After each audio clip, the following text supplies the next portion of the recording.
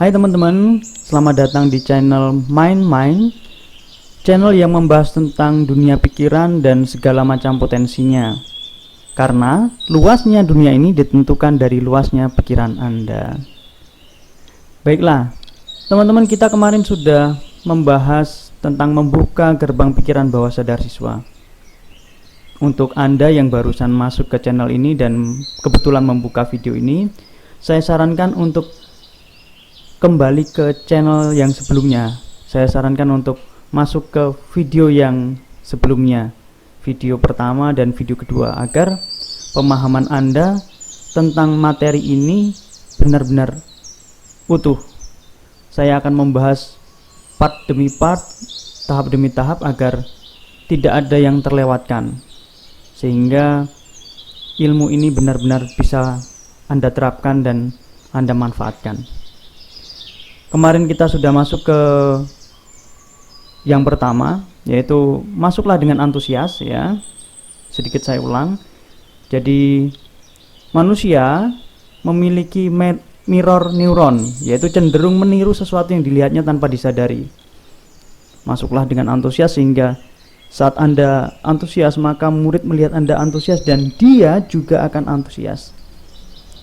Ucapan salam dengan wajah yang ceria, tatapan wajah ke siswa, kemudian senyum dengan mata yang lebar, tunjukkan bahwa Anda senang sekali bertemu dengan murid-murid Anda. Kemudian mulailah dengan cloning. Nah, cloning ini artinya menyamakan gerakan. Dalam hal ini kita anggap sebagai menyamakan. Menyamakan ini bisa menyamakan gerakan dan menyamakan ucapan. Menyamakan gerakan, misalnya Anda ingin anak-anak Anda, anak murid Anda untuk mengangkat tangan, dan Anda juga mengangkat tangan. Jadi Anda bisa bertanya, angkat tangan kanan kalau yang sudah makan. Ayo, siapa yang sudah makan, angkat tangan. Nah, saat anak mengangkat tangannya, Anda juga mengangkat tangan. Nah, maka Anda membuat suatu kesamaan gerakan. Misalnya dari 30 ada 20 yang angkat tangan, berarti Anda sudah menyamakan dengan 20 anak. Kemudian Anda tanya kembali, siapa yang belum makan? Maka yang 10-nya akan mengangkat tangan dan Anda angkat tangan lagi. Ayo, siapa yang belum makan, angkat tangan, sambil Anda mengangkat tangan Anda.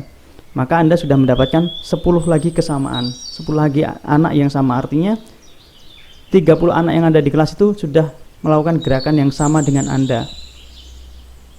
Misalnya seandainya lagi ada anak yang iseng, ada anak yang tidak mengangkat tangan, 2 anak misalnya, Anda bisa menanyakan ke anak Anda, ke kelas Anda, ayo, siapa yang dari tadi belum angkat tangan, sekarang angkat tangan.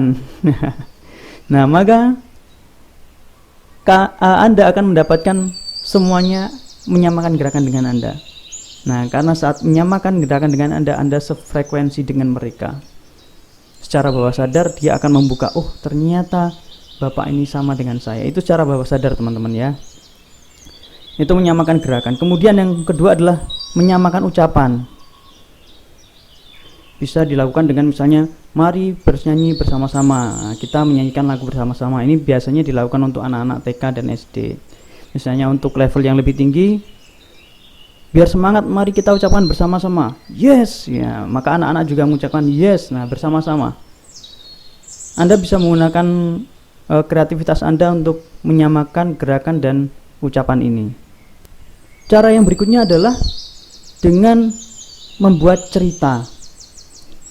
Cerita membawa seseorang dari satu kesadaran ke kesadaran yang lainnya dan langsung membuka pintu gerbang ke pikiran bawah sadarnya.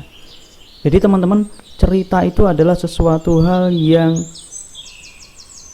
biasanya akan mudah diterima oleh bawah sadar seseorang.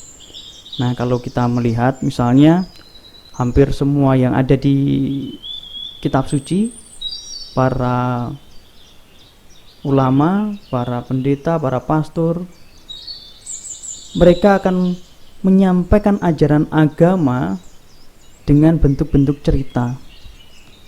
Bahkan isi kitab suci pun adalah cerita-cerita atau kisah-kisah. Kenapa demikian? Karena memang dengan cerita dan kisah, pesannya akan mudah masuk ke pikiran bawah sadar seseorang. Nah, dalam hal ini yang kita bahas adalah sebagai seorang guru, maka dibuatlah cerita yang berkaitan dengan materi yang akan dipelajari pada saat itu. Nah, dengan cerita itu maka akan mudah sekali anak-anak yang teman-teman hadapi menerima pesan-pesan yang Anda sampaikan. Misal sebagai contoh cerita, misalnya seandainya Anda guru IPA misal, Anda mau menjelaskan materi tentang pengukuran, Anda buat cerita misalnya dengan hal seperti ini. Anak-anak, Bapak kemarin itu pergi ke toko mebel membeli sebuah lemari pakaian, kemudian lemarinya bagus, harganya juga tidak terlalu mahal. Nah, kemudian Bapak ambil, Bapak beli satu. Kemudian sampai di rumah, lemari tersebut tidak bisa masuk ke rumah, karena saat mau memasukkan ke dalam rumah melalui pintu, ternyata lemari itu lebih tinggi dari pintu yang Bapak punya, lebih tinggi dari pintu rumah Bapak. Nah, coba apa yang salah dengan Bapak menurut Anda, menurut anak-anak semua? Mungkin anak-anak akan mengatakan, oh, Pak, harusnya Bapak mengukur dulu ukuran pintunya dan lemarinya. Nah, ini mulai masuk ke dalam cerita, teman-teman ya. Jadi terus dilanjutkan.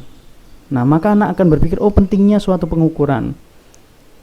Nah, dalam hal ini maka anak-anak akan mudah menangkap bahwa pengukuran itu penting, kemudian masuk ke materi pengukuran, mulai dari panjang, mulai dari massa, dan seterusnya. Nah, akan sangat baik jika suatu materi memang dimulai dari suatu cerita. Nah, cerita itu ada beberapa syarat yang harus teman-teman pahami. Pertama adalah ceritanya alami dan apa adanya. Sebenarnya sih pada prinsipnya cerita itu tidak harus real kisah kita ya, bisa kita mengisahkan orang lain, bisa kita sedikit mengarang cerita, tidak masalah menurut saya. Yang penting bahwa tujuannya adalah tujuan pendidikan dan tidak ada hal atau sesuatu yang dirugikan. Kemudian ekspresif, gunakan ekspresi Anda saat Anda melihat, misalnya saya menyatakan, oh, lemarinya sulit sekali masuk, dan saya ekspresikan bahwa saya kecewa. Nah, seperti itu. Gunakan ekspresi, gerak tubuh, gestur, wajah.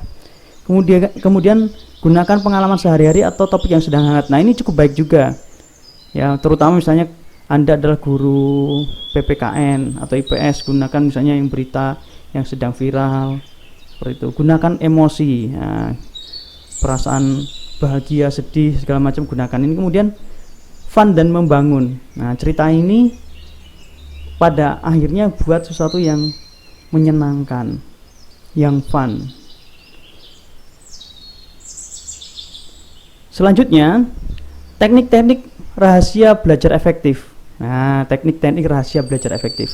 Agar belajar lebih efektif, ada beberapa teknik yang sangat baik jika Anda kuasai. Yang pertama adalah yelling, yell ya, digunakan untuk mengembalikan konsentrasi siswa. Beberapa contoh yell, misalnya guru mengatakan, anak-anak, saat Bapak mengatakan hai, kamu menjawab yes ya. Maka kita sebagai guru mengatakan hai, nanti anak yes, kita mengatakan yes, anak gantian mengatakan hai. Nah, atau misalnya saat Bapak mengatakan hai, kamu mengatakan halo. Saat Bapak mengatakan halo, kamu mengatakan hai, misalnya. Anak-anak misalnya hai, nanti siswa akan mengatakan halo. Kemudian kita menyatakan halo, siswa mengatakan hai halo, siswa akan mengatakan halo hai, dan seterusnya. Anda bisa gunakan variasi-variasi. Tujuannya apa? Untuk menarik kembali konsentrasi siswa. Misalnya dalam saat mengajar, kita mengajar dengan kondisinya kelihatan anak mulai jenuh, tiba-tiba kita sampaikan saja hai. Nah, nanti akan siswa akan menjawab kaget, wah halo. Nah, seperti itu teman-teman. Jadi pemanfaatannya adalah saat terlihat anak mulai jenuh, Anda gunakan ini. Tetapi tentu saja sebelumnya ini harus kamu sampaikan kesepakatan dan aturan mainnya. Seperti itu. Berikutnya adalah kekuatan imajinasi dan sugesti, teman-teman. Cara yang paling mudah dan sederhana untuk menonaktifkan pikiran sadar dan mengaktifkan pikiran bawah sadar adalah dengan imajinasi. Jadi begitu besarnya peran imajinasi. Sugesti bagaikan sebuah nasihat yang diberikan untuk membuat orang mendengarnya melaksanakan sugesti tersebut. Jadi sugesti itu dibuat agar, sebenarnya sugesti itu adalah nasihat, teman-teman ya. Tapi kalau nasihat itu sampai ke bawah sadar, itulah menjadi sugesti. Beberapa contoh imajinasi dan sugesti yang sering guru lakukan. Ini contoh yang sering dilakukan oleh guru. Misal, kalian coba bayangkan kalau kalian sampai tidak naik kelas, pasti orang tua kalian sedih. Nah, ini kan imajinasi sebenarnya. Nah, untuk itu kalian belajar dengan lebih giat agar kalian bisa naik kelas dan nilai kalian bagus. Nah, ini imajinasi kemudian dilanjutkan dengan sugesti. Ini yang biasa sering guru-guru lakukan. Kalian mau nggak sih jadi juara? Nah, ini kan sudah menanamkan suatu imajinasi ya. Mau nggak ya? Nah, itu kan anak sudah mulai berpikir, berimajinasi. Enak kan kalau jadi juara, dapat banyak hadiah dan sekolah ya. Dari sekolah, dari orang tua, mungkin dari teman, mungkin dari saudara ya. Kali teman-teman kembangkan ya. Ini batas imajinasi, kemudian dilanjutkan dengan sugesti. Jadi belajar yang benar ya. Nah, ini dilanjutkan dengan sugesti atau saran atau nasihat. Kemudian misalnya contoh berikutnya, Bapak tidak akan bisa membantu kalian pada saat ujian nanti kalau kamu tidak perhatikan. Nah, jadi ini bentuk imajinasi. Dilanjutkan dengan nasihat atau sugesti. Sekarang kalian diam dan perhatikan. Nah, ini sarannya. Hanya saja sugesti ini, teman-teman, ini kurang, ya ini biasa dilakukan, namun ini kurang masuk ke bawah sadar siswa. Contoh imajinasi dan sugesti yang mengaktifkan pikiran bawah sadar. Nah, ini yang lebih powerful lagi. Oke, anak-anak, misalnya ini ya. Sebelum kita mulai, kita tarik nafas perlahan dan buang dengan perlahan, sambil kita membayangkan betapa senangnya ketika kita naik kelas. Kita bisa melihat orang tua kita senang. Ini imajinasi, teman-teman. Sekarang kita mulai belajar lebih rajin dan giat lagi karena kita ingin mencapai nilai di atas 7. Nah, ini sudah masuk ke sugesti. Berikutnya lagi, misalnya, anak-anak, Bapak ingin melihat wajah kalian, wajah-wajah yang juara, wajah-wajah sebagai seorang juara. Coba tutup mata dan bayangkan diri kalian menjadi juara.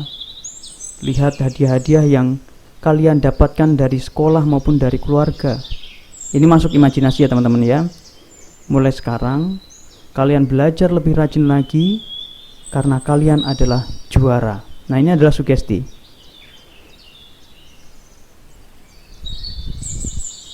Misalnya lagi, bulan depan kita akan menghadapi UAN, ujian akhir nasional. Kita akan gunakan mesin waktu di dalam pikiran kita untuk melihat ke depan. Tarik nafas pelan-pelan, kemudian buang pelan-pelan, tutup mata dan kita lihat ke masa depan. Kita lihat diri kita sedang mengerjakan semua soal UAN dengan sangat mudah, dengan percaya diri. Kamu bisa lihat diri kamu sedang tersenyum dan sedang merasakan hebatnya ketika mengerjakan soal. Ini imajinasi ya, teman-teman. Nah, sekarang setelah buka mata, kamu belajar lebih rajin dan lebih yakin karena tidak tahu mengapa kamu menjadi lebih rajin daripada biasanya. Oke, teman-teman, kita cukupkan sampai di sini dulu. Sampai jumpa di pertemuan berikutnya, di video berikutnya. Jika Anda merasa ini bermanfaat, silahkan like dan subscribe. Sampai jumpa di pertemuan berikutnya. See you.